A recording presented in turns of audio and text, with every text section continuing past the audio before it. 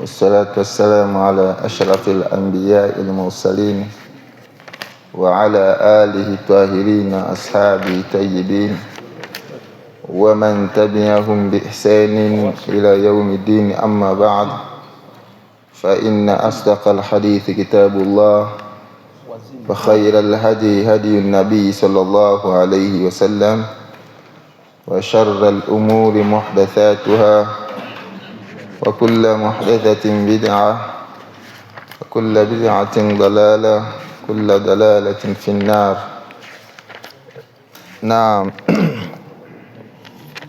Baada ya kumaliza kiporo tulichokuwa tumekibakiza kwenye upande wa salatul janaiz, sasa tunaruka moja kwa moja kwenda kwenye kitabu siyam, ambao ni kitabu rabi' kwa mujibu wa mtiliko wa al-fiqh al-muyassar, na tumeruka mlango wa zaka kama ambavyo ilivyozungumzwa.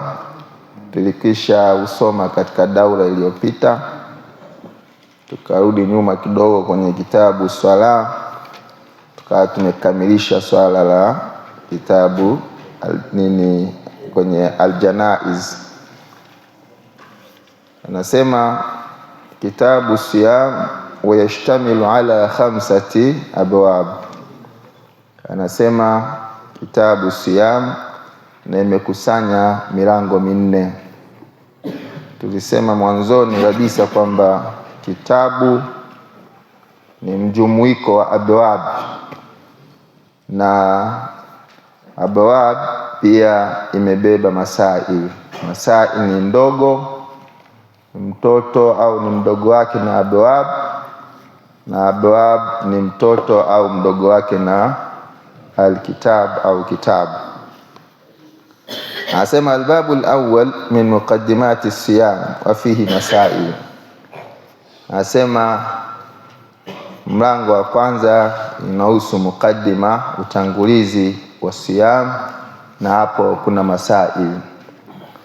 Na huu mlango nadhani ni hili tu kwa mujibu wa silsila ya kitabu siyam, ni kwa sababu imo ndani ya silsila ya kitab al-fiqh al-muyassar. Nadhani watu wengi sana na hasa maduati, mlango huu unafahamika vizuri, sababu hivi punde tu tulikuwemo humo, na ndiyo mada ambayo hakuna msikiti ulioiacha mada hii. Basi twende hivyo ili kutimiza taratibu zilivyo na kuwa mtu alisoma kitabu hiki mwanzo mpaka mwisho. Anasema al-mas'alatu al-ula ta'rifu siyam wa bayanu arkanihi. Ni nguzo ni kuarifisha au maana ya siyam na kubainisha nguzo zake. Taarifuhu, anasema as-siyamu fi lugha al-imsaku an shay, ni kuzuia kitu chochote kile, inaitwa saumu. Ndio maana kule Bi Maryam wakati amekuja na mwanae Isa alayhi salatu wassalam, wakawa huku na huku, lakini Allah akampa maelekezo, wa imma tarayinna min al-bashar ahad faquli inni nadhaltu lirrahmani sawman falan ukallima al-yawma insiya. Mimi nimejizuia, nadhaltu lirrahmani sawma, nimejizuia kuzungumza kwa ajili ya Ar-Rahman, falan ukallima al-yawma insiya, leo hii sintomsemesha yeyote, katika ile kadhia ambayo waliokuwa wanataka awambie. Anasema wa fi shar'i al-imsaku anil akli, ni kujizuia na kula. washurbi na kunywa, wasaili muftirat na vifunguzaji vingine. Lakini naenda maaniya, sambamba na nia, min tulu'i alfajri sadiq, tokea kuchomoza alfajiri ya kweli, ila ghurubi shamsi, mpaka jua linapozama. Alfajiri ya kweli ni ile ambayo inapatikana baada ya adhana ya pili. Adhana ya pili ikitoka ndio alfajr as-sadiq. Na hapa taarifu ya lugha mara nyingi inakuwa ni shamil, kwa maana haijafungwa na mipaka yoyote, lakini na mahusiano na taarifu ya kisheria, japo taarifu ya kisheria imefunga baadhi ya vitu visiingie. Unaposema al-imsaku ni shay chochote kile, lakini kwenye sheria haujizuii na chochote, unajizuia na vitu maalum. Na hii ni kwa sababu lugha ya sheria imekuja katika lugha ya Kiarabu. Anasema arkanuhu min khilali taarifi siyami fil istilah, ndani ya kuyarifisha saumu kwa mujibu wa istilah, ndani yake anasema yatadhihu, inabainika, anna lahu rukunaini asasiyaini, kwamba saumu ina nguzo mbili za msingi. Huma nazo ni al-awwal, ya kwanza, al-imsaku anil muftirat, ni kujizuia na vinavyofunguza, min tulu'il fajr ila ghurubi shamsi, kuanzia kuchomoza kwa jua, kuchomoza kwa alfajr mpaka kuzama kwa jua. Hii ni nguzo ya kwanza ambayo pia tumeiona ndani ya taarifu ya siyam. Wa dalilu hadha rukni, na dalili ya nguzo hii, qauluhu ta'ala, fal'ana bashiruhunna, hivi sasa kutanini nao kimwili. Lugha ya balagha, Uislamu umejiepusha na kutumia maneno makali makali. Fal'ana bashiruhunna, kwa maana jami'uhunna, wabtaghu ma kataba Allahu lakum, na tafuteni kile ambacho Allah subhanahu wa ta'ala alichokuandikieni. Nasema alichokuandikieni Allah subhanahu wa ta'ala ni watoto. Wakulu washrabu, na kuleni na mnywe, hatta yatabayyana lakumul khaytul abyadu minal khaytil aswadi minal fajr, kuleni na mnywe mpaka ikubainikieni nini uzi mweupe kutoka kwenye uzi mweusi kwenye alfajiri, kwa maana mpaka ule weusi uweze kuondoka, yani mpaka pale ambapo weusi utaondoka na utabakia weupe. Na hii ni katika tafsiri mbalimbali ambazo walizozitoa, lakini mwisho wa siku wanakusudia weusi ambao ni giza la usiku kuja katika ule angalau mwanga. Kishafikia hapo, basi moja kwa moja mnaingia katika kufunga. Na mwanzo ilikuwa mtu akishalala tu tayari, hapo akija kuamka tayari yumo ndani ya saumu, bila kujalisha ni wakati gani ameamka. Hata kama itakuwa kalala saa 1 kaamka saa 2, yumo ndani ya saumu. Kwa hiyo ikawa ni ngumu sana kwa masahaba, ikafika mahala wakamwendea Mtume sallallahu alaihi wasallama, wakamuelezea, na Allah subhanahu wa ta'ala akashusha majibu. Uhilla lakum lailatas siyam arrafathu ila nisaikum hunna libasun lakum wa antum libasun lakum wa antum libasun lahun. Alima Allahu annakum kuntum takhtanuna anfusakum fataba alaykum wa afa ankum fal'ana bashiruhunna. Hivi sasa kutaneni nao. Na pia katika moja ya hizo ilikuwa niyo mtu alifanya tendo hilo katika mazingira ambayo yalikuwa huko mwanzo tayari mtu ameshaingia ndani ya somo kama tulivyogusa.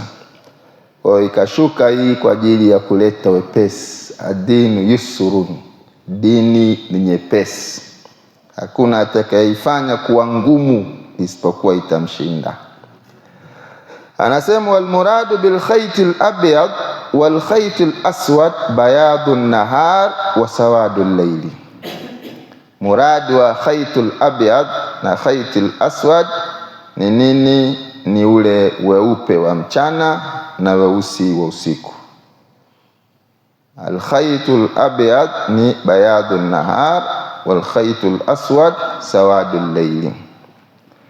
Athani, nguzo ya pili, an-niyya, ni nia. Bi an yaqsuda as-sa'imu bi hadha al-imsaki 'anil muftirat ibadatullahi azza wa jalla. Anasema ya pili ni nia, ambayo ndio nguzo ya pili, ambao ni kukusudia yule mfungaji bihadha al-imsak, kwa kujizuia huku, anil muftirat, na vinavyofunguza. Ni kukusudia nini? Kumwabudu Allah subhanahu wa ta'ala. Kwa sababu mtu anaweza kashinda njaa kutwa nzima, lakini kushinda kwake njaa hakuhesabiki kuwa ni saumu. Atakuwa ameshinda njaa tu, na hapo atakuwa kapata nguzo ya kwanza. Lakini ili ionekane ni ibada, aunganishe na nia. Huyu kashinda njaa, alikuwa bize au hana chakula au nini, haihesabiki kuwa amefunga mpaka ipatikane nia. Faniya tatamayyazul a'malu al-maqsudatu lil-ibada an ghayriha min al-a'mal. Fabiniya, na kwa kupitia nia, tatamayyazul a'malu al-maqsuda, yanajipambanua matendo yaliyokusudiwa lile ibada, kwa ajili ya ibada, an ghairiha, na mengine yasiyokuwa ibada, min al-a'mali, katika matendo. Kwa nia moja ya kazi yake inapambanua na kutenganisha baina ya matendo ambayo yote ni ibada, lakini inapambanua kwamba ibada hii na ibada nini, matendo ambayo ni ibada na yasiyokuwa ibada. Kwa maana yanafanana, yale matendo yanafanana. Tutajuaje kama hii ni ibada? Tutajua kwa kupitia nia. Mfano, kuoga janaba na kuoga kwa kuondoa baridi, joto na nini, vinafanana. Sababu nguzo kubwa katika kuoga janaba ni kueneza maji mwili mzima, na huyo anayeoga kwa ajili ya joto, litabarud, anaoga anaeneza maji mwili mzima. Sasa nani kati ya hawa yumo ndani ya ibada? Wote wameeneza maji mwili mzima, na yule naye kaeneza maji mwili mzima, anakuwa ndani ya ibada aliyeweka nia. Sasa nia ndio imepambanua kwamba mali hii ni ibada na hii si ibada. Na asema wabiniyati, na pia kwa kupitia nia, tatamayyazul ibadatu ba'daha an ba'd, zinajipambanua ibada zenyewe kwa zenyewe. Ibada zenyewe kwa zenyewe. Salatul fajri ina raka 2. Tahiyatul masjidi ina raka 2. Sasa tutajuaje kuwa hii ni tahiyatul masjid na hii ni rakaatul fajr, raka 2 za alfajiri? Tutaweza vipi kujua? Tutajua kwa nia. Matendo ni yale yale, hakuna hata kimoja kinachozidi, ni yale yale. Lakini hii ni tahiyatul masjid na hii ni salatul fajri kwa kupitia nia. Fayaqsudu saimu bihadha siyam, atakusudia mfungaji kwa funga hii, imma siyama Ramadhan au ghairahu min anwa'i siyam. Atakusudia imma saumu ya Ramadhan au nyingine isiyokuwa Ramadhani katika aina za siyam. Siyamu 6 ni ile ile, ufungaji ni ule ule. Na hii siyamu Ramadhan, ufungaji ni ule ule, min tulu'il fajri ila ghurubi shams. Lakini je, huyu anafunga Ramadhani au anafunga 6? Tujalie Ramadhani imepita, kuna mtu anadaiwa, sio ndani ya Ramadhani, lakini kile anachokifunga ni 6 au kile anachokifunga ni qadha ya siku alizokula ndani ya mwezi wa Ramadhani, itajipambanua kwa kupitia niyya. Wa dalilu hadha rukni qawluhu sallallahu alayhi wasallam, innamal a'malu binniyat wa innama likulli imri'in ma nawa. Hakika si vinginevyo, matendo yote yanazingatiwa kwa nia. Wa innama likulli imri'in ma nawa, na hakika si vinginevyo, anayo kila mmoja malipo ya kile alichokinuia. Kwa hiyo hii pia tuligusa jana, ni katika thuluthu ad-din, theluthi ya dini, ambayo ni nini? Ni nia. Na nia, wanachuoni wa aqida wa tauhid wanapozungumzia nia, wanaipeleka kwenye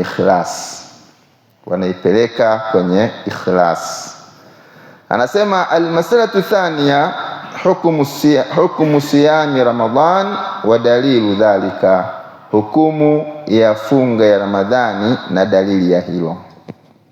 Anasema fardun, anasema faradallahu azza wa jalla siyama shahri Ramadhan, Allah subhanahu wa ta'ala amefaradhisha saumu ya mwezi wa Ramadhan. Waja'alahu ahada arkani al-islami al-khamsa, na akaifanya kuwa moja ya nguzo za Uislamu zile 5. Wadhālika fi qawlihi ta'ala, ya ayyuhalladhina amanu kutiba alaykumus siyam kama kutiba ala alladhina min qablikum la'allakum tattaqun. Anasema, enyi mlioamini, imefaradhishwa kwenu nyinyi saumu kama ilivyofaradhishwa kwa wale waliokuwa kabla yenu, la'allakum tattaqun, ili muwe wacha Mungu. Na lengo ni at-taqwa, lengo ni ucha Mungu. Sasa tunafikiaje ucha Mungu? Tunafikia kwa kufunga saumu na tathmini, kama ambavyo aya ilivyotaja huko mwisho. Tathmini umefika lengo au hujafikia lengo ni baada ya saumu kuondoka. Kama umo ndani ya saumu huwezi kujua, ndio maana misikiti ilijaa sana ndani ya Ramadhani.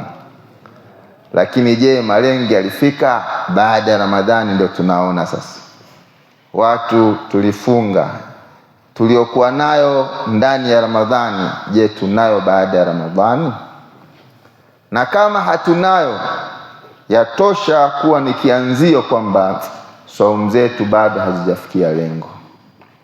Na hawezi ukajipima ukiwa ndani ya chumba cha mtihani, unajipima na kujua kama umefanya vizuri mtihani nje ya mtihani baada ya matokeo.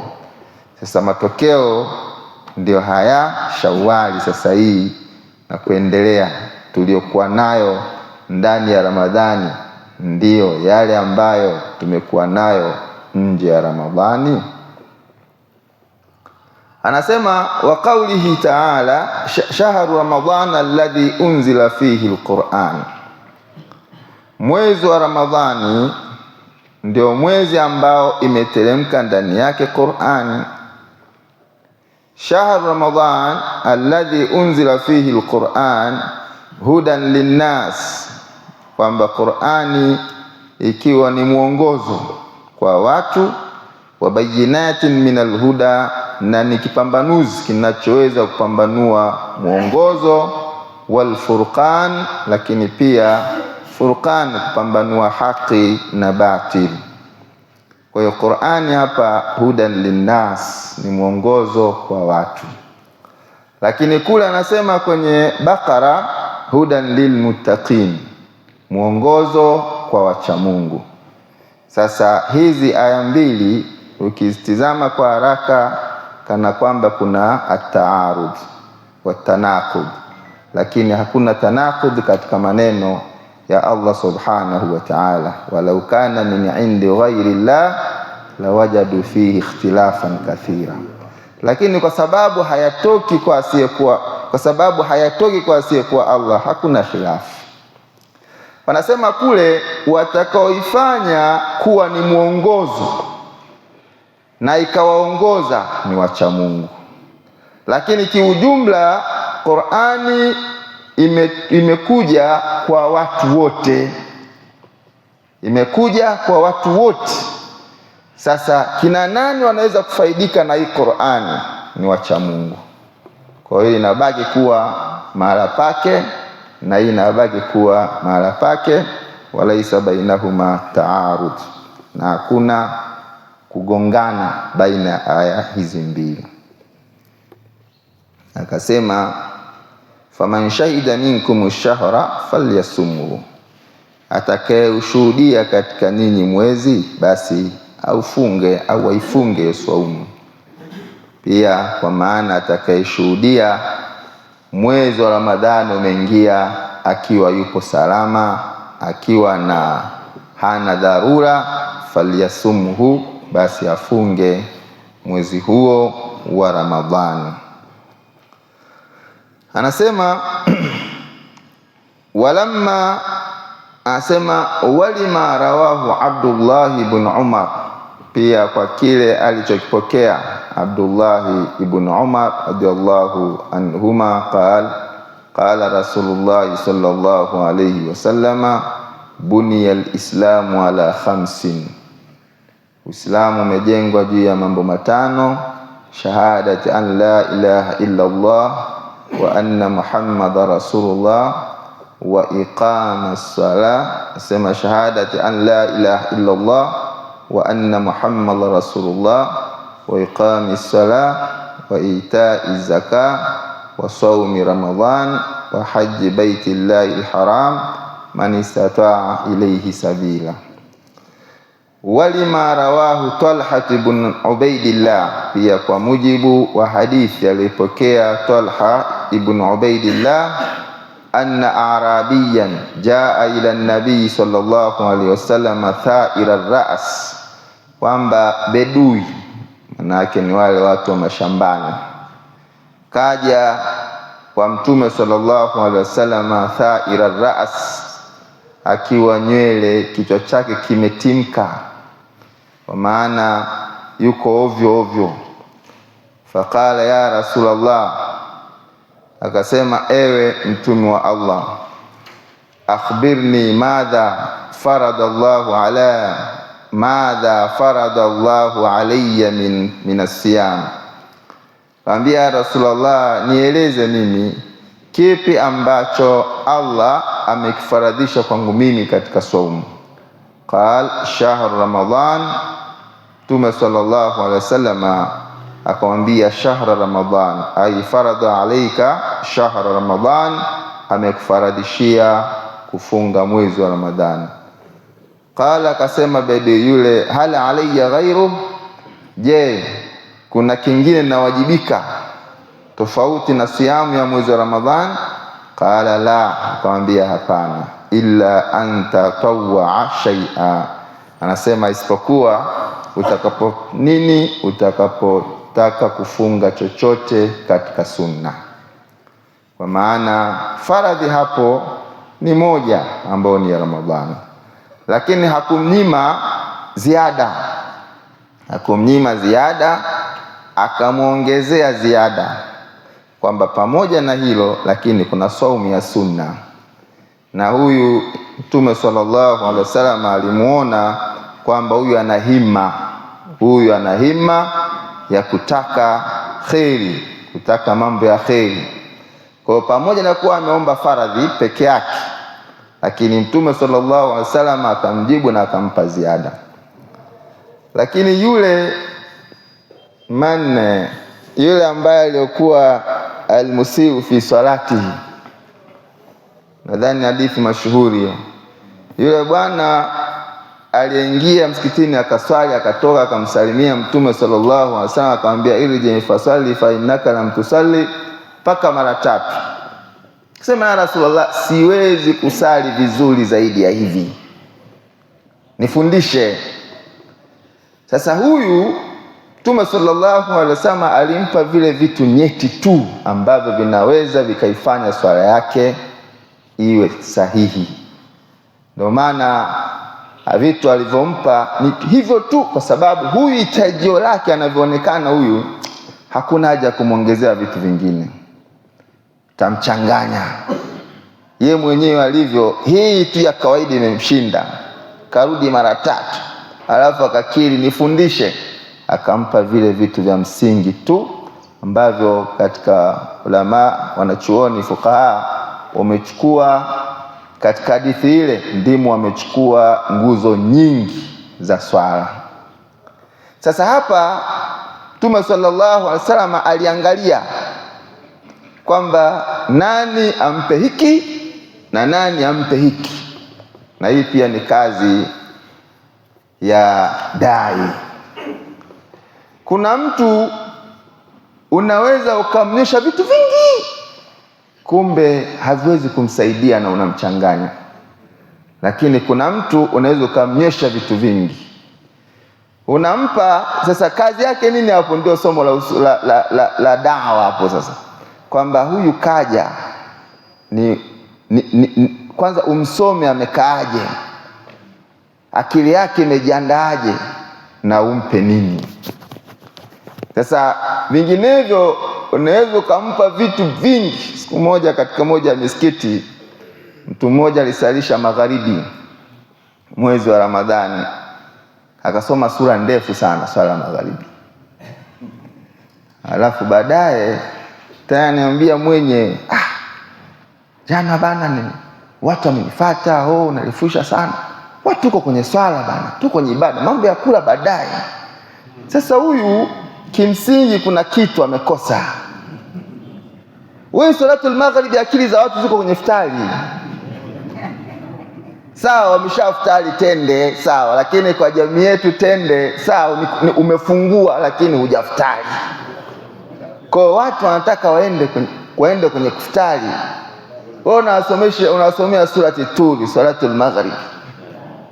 Watu waliondoka na alamika. Mimi nilipata taarifa kesho yake, watu waliondoka na alamika. Sasa yeye akaona ndio sawa, kwa mazingira yasio sawa. Kama watu waliacha kuswali nyuma ya Muadh ibn Jabal radhiallahu anhu, vipi yutilu alaina, naturefushia sana bana, mimi nikisimama pale nachoka. Mtume sallallahu alaihi wasallam akamuita Muadh, akamkemea. Muadh, unataka kuwa fatani wewe? Wasomee watu watini wa zaituni, alam nashrah. Wasomee nini? Hawa watu walioko nyuma yake ni watu wa alam nashrah wa duha.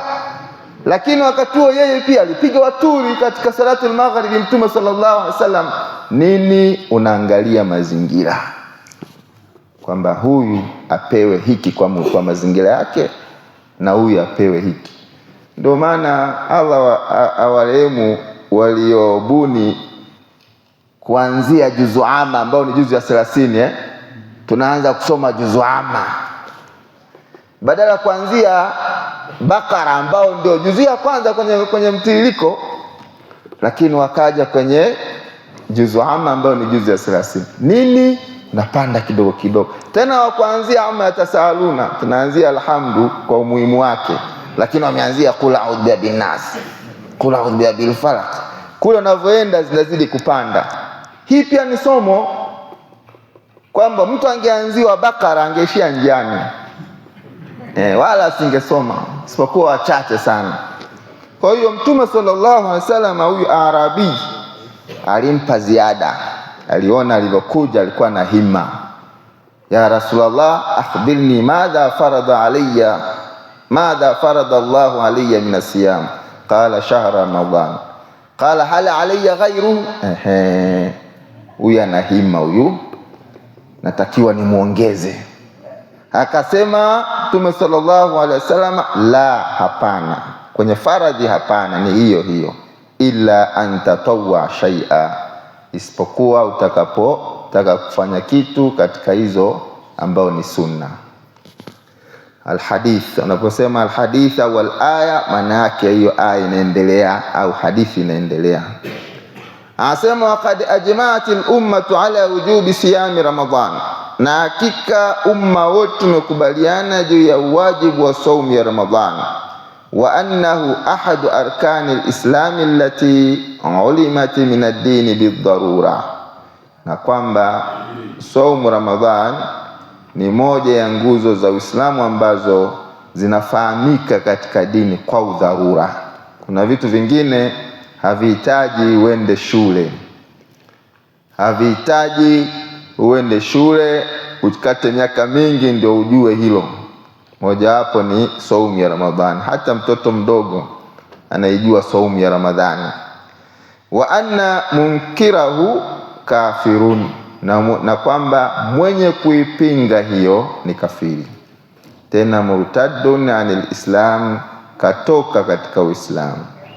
Fathabata bidhalika fardhiyatu sawmi bil kitabi wa sunna wal ijma', anasema ikathibiti katika hilo, yani ikathibiti kwa njia hiyo ambao ni Qur'ani, kwa njia hiyo ikathibiti fardhiyatu sawmi, ufaradhi wa saumu kwa mujibu wa kitab na sunna na ijma'. Wa ajma'al muslimuna ala kufri man ankara, na Waislamu wote wamekubaliana juu ya ukafiri wa yule atakayepinga saumu. Waislamu wote wamekubaliana, kwa maana wanachuoni wote wamekubaliana kwenye hilo. Almasalatu thalitha aqsamu siyam. Asiyamu qisman, saumu ina vipengele viwili, wajibun wa tatawwu. Kuna saumu ya wajib na saumu ya sunna. Walwajibu yanqasimu ila thalathati aqsam, wajibu inagawika katika vifungu au vipengele vitatu: saumu Ramadhan, saumu al-kafarat, saumu an-nadhiri. Saumu ya Ramadhan, saumu ya kafara, saumu ya nadhiri. Ramadhan mashhur, saumu ya kafara, kuna madhambi ambayo mtu akiyafanya kusamehewa kwake yale madhambi na kufutwa kwake, moja wapo ni saumu. Kama pia ile saumu ya adhihar, mtu kumwambia mkewe kwamba mkewe mgongo wake ni kama mgongo wa mama yake, hiyo kafara yake mojawapo ni siyam. Faman lam yajid fasiyamu shahraini mutatabi'aini. Pia kafara ya mtu aliyeua kwa bahati mbaya, mojawapo pia ni saumu. Anasema pia kuna saumu ya nadhir, nadhiri ambayo ni mtu kujiwajibishia jambo ambalo sheria haikumwajibishia. Kwa hiyo akijiwajibishia, hiyo inakuwa ni wajibu. Mfano akasema, Allah akinijalia nikipata kazi, mshahara wangu wa kwanza nitanunua mifuko 5 ya simenti. Allah subhanallah, nitafunga, tunazungumzia saumu. Allah akinijalia nitafunga siku 3. Kwa hiyo moja kwa moja Allah akimjalia kupata hiyo kazi, basi anawajibika kufunga saumu. Hizi siku 3 anazowajibika kufunga hazikuwa kwake ni wajibu, lakini kajiwajibishia, na kama kajiwajibishia lazima kwake azitekeleze, zimekuwa ni wajibu. Takujaga fika huko sijui mwaka gani kwenye masala ya nadhiri. Anasema wal kalamu huna, na mazungumzo hapa katika kitabu hiki au katika sehemu hii, yanhasiru fi saumi Ramadhan, yanafungika katika saumu ya Ramadhani, wa fi saumi tatawwu'i, na katika saumu za sunna. Amma baqiyatul aqsam, amma vipengele au vifungu vilivyobakia, fatati fi mawadhiha, vitakuja maelezo yake katika sehemu zake insha Allah taala. Almasalatu rabi'a fadlu siyami shahri Ramadan wal hikmatu min mashru'iyyati sawmihi. Almasalatu rabi'a fadlu siyami shahri Ramadhan, ni fadhila na ubora wa kufunga mwezi wa Ramadhan, na hikma ya sheria au hikma ya kuiweka saumu ya Ramadhani kuwa ni sheria. Fadluhu, fadila zake, an Abi Hurairah radhiyallahu anhu anin nabii sallallahu alayhi wasallam qala man qama lailatal qadr, yeyote atakayefunga lailatul qadr, kwa maana usiku yeyote atakayesimama usiku wa lailatul qadr imanan wa ihtisaban, hali ya kuwa ni mwenye imani na mwenye kutarajia malipo ya Allah subhanahu wa ta'ala, ghufira lahu ma taqaddama min dhanbihi, atasamehewa mtu huyu yaliyotangulia katika madhambi yake. Wa man sama Ramadhan, na yeyote atakayefunga Ramadhani imanan wa ihtisaba, aliyakuwa na imani thabiti na anakitaraji malipo kwa Allah, ghufira lahu ma taqaddama min dhanbi, atasamehewa mtu huyu yaliyotangulia katika madhambi yake. Hizo ni fadhila pia za mwezi wa Ramadhani. Anasema wa anhu radiyallahu anhu, na pia anhu dhamir inarudi kwa Abi Hurairah. Wa anhu ay wa an Abi Hurairah radiyallahu anhu anna an-nabiy sallallahu alayhi wasallam qala as-salawatul khamsu wal jum'atu ila al-jum'ah, swala tano na al-jum'ah mpaka al-jum'ah, wa Ramadhan ila Ramadhan, na Ramadhani mpaka Ramadhan, mukaffiratun, ni yenye kufuta. Hivyo swala tano, Juma mpaka Juma, Ramadhani mpaka Ramadhan, ni venye kufuta lima bainahunna, yaliyopo katikati ya hayo, idha jitunibatil kaba'ir, yatakapokuwa yameepukwa madhambi makubwa.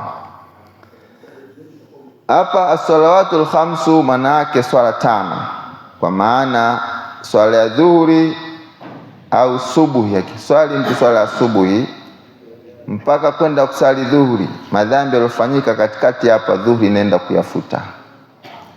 La asiri, dhuhuri na la asiri, kasali dhuhuri, madhambi yaliyofanyika katikati hapa la asiri nenda kuyafuta. Hivyo hivyo la asiri na magharibi nenda kufuta, isha inaenda kufuta, subuhi inaenda kufuta, na aljuma hivyo hivyo. Yaliyofanyika madhambi baada ya Ijumaa ya juzi, hii inayoenda mpaka kufikia Ijumaa nyingine, yaliyofanyika madhambi hapa yanafutwa na ile Ijumaa nyingine. Na Ramadhani hivyo hivyo, manake kuna kifuta madhambi cha siku, kuna kifuta madhambi cha wiki, kuna kifuta madhambi cha mwaka. Lakini ni madhambi gani hayo? Ni madhambi madogo madogo. Idha jitunibatil kaba'ir, yatakapokuwa yameepukwa madhambi makubwa. Kwa maana hapa baadhi wamesema hii inaonyesha kuwa ni madhambi madogo madogo ndio yanayofutwa. Wengine wakaenda mbali kwamba sharti la kuepuka madhambi makubwa makubwa, lakini maneno ni mengi katika wanachuoni, lakini dhahiri ni kwamba madhambi madogo madogo ndio yanayofutwa na hizi ibada zilizotajwa hapo.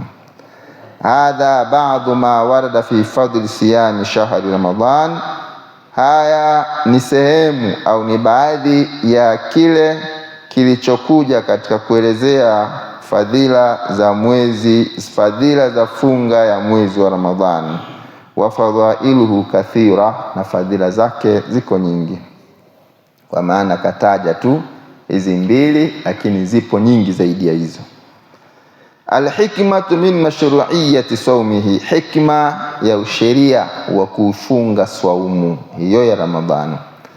Shara Allah subhanahu as-sawma lihikamin adida, Allah subhanahu wa ta'ala ameweka sheria ya kufunga mwezi wa Ramadhani kwa hikima nyingi, wa fawaida kathira. Huu ni utaalamu na ufundi wa kilugha. Wa fawaida kathira, na faida nyingi. Famin dhalika, miongoni mwa hizo, kwanza tazkiyatun nafsi wa tatuhiruha, wa tanqiyatuha min al-akhlaqi ar-radi'a. Anasema tazkiyatun nafs ni kuitakasa nafsi, kuisafisha nafsi, kuitaharisha nafsi, kuitengeneza. Tazkiyatun nafsi wa tathiruha wa tanqiyatuha, zote zinakaribiana maana.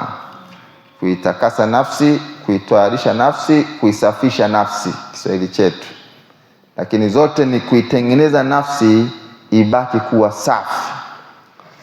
Unaisafisha na kuitengeneza nini? Minal akhlaqir radi'a, kuitoa, yani kuisafisha, kutoa tabia chafu, michanganyiko mibaya, tabia mbaya. Wal akhlaqir radila, hivyo hivyo na tabia chafu.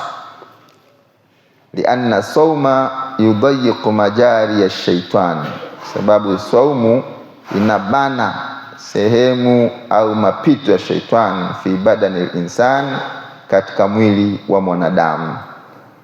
Mwanadamu anapokuwa ameshiba, anapokuwa kashiba, basi Ibilisi au shaitani anapata nafasi kubwa sana ya kuweza kumchezea. Anapata nafasi kubwa ya kuweza kumchezea. Mtu ambaye ameshiba ana uwezo wa kuanzisha ugomvi ambao humuhusu. Mtu ambaye ameshiba ana uwezo wa kudhulumu na akahisi uwezi kumfanya lolote. Mtu ambaye ameshiba kuingia kwenye zinaa ni jambo la kawaida. Sasa inapokuwa amefunga, ina maana hivyo vyote vinakuwa vimeminywa. Kwa shetani anakuwa ni ngumu kuweza kupita. Kwa maana mtu mwenye njaa hawezi kuta na vurugu. Njaa imempiga kweli kweli, atafikiria wapi habari ya mwanamke wakati ana njaa? Sababu kwa kawaida wanasema tumbo likishiba kuna viungo vinapata njaa. Sasa tumbo lina njaa, ina maana hivyo viungo vitakuwa vimeshiba. Sasa vikishiba, ina maana hakuna nafasi ya kuweza kupitia yule shaitani.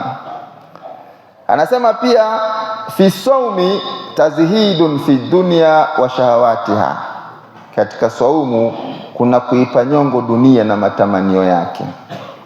Wa targhibun fil akhirah wa naimiha, na pia kuna kuihamasisha, kuna kuwa na hamasa kuhusiana na akhira na neema zake.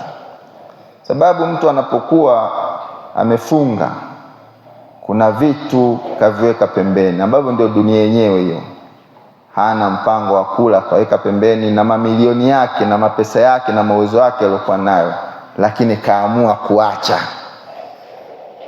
Kaamua kuacha chakula chake kizuri, kaacha kinywaji chake kizuri, kaacha mkewe, kaacha mambo ambayo yatamletea vitu vya, yani mambo ya ajabu ajabu kayaacha. Lakini wengine ndio kwanza wanaandaa mazingira. Mfano katika hilo kuipa nyongo dunia, kama ni mtu wa madrafti ataacha, ni mtu wa kubeti ataacha, ni mtu vyote ataviacha, na ndio dunia yenyewe hiyo. Sasa anapoacha hayo, kinyume chake nini? Anaenda kwenye akhira. Kwa saumu inamwandaa mtu kuwa namna hiyo ndani ya mwezi mzima wa Ramadhani. Manake mtu huyu atakuwa amepata kozi ya uhakika. Hata kama atarudi basi ni kidogo sana, lakini cha ajabu ukiona karudi, huyo akuwa amefanya kwa malengo hayo. Ya tatu anasema as-sawmu yab'athu 'ala al-'atfi 'ala al-masakin wash-shu'uri bi'alamihim, kwamba saumu inampeleka mtu kuwahurumia maskini na kuhisi machungu yao. Wash-shu'ur bi'alamihim, na kuhisi machungu yao. Kivipi? Lianna saima yadhuku alama al-ju'i wal-'atash, kwa sababu mwenye kufunga anaonja maumivu ya njaa na kiu, awe tajiri awe maskini.